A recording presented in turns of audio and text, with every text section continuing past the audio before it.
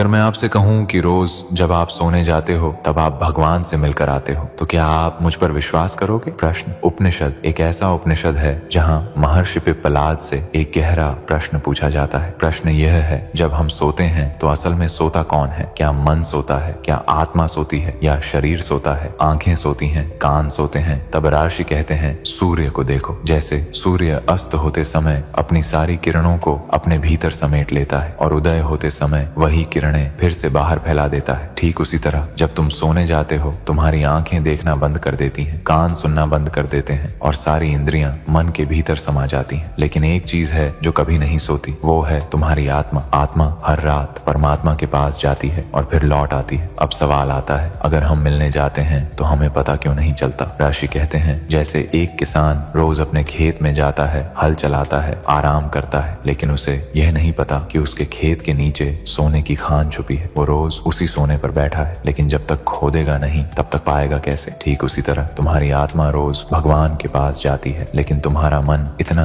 व्यस्त है, इतनी अविद्या है, इतनी अज्ञानता है, इंद्रियों में फंसा हुआ है, सपनों और विचारों में उलझा है कि तुम्हें उसका अनुभव नहीं होता। असल जागना तब होता है जब मन सो जाए और आत्मा जाग जाए।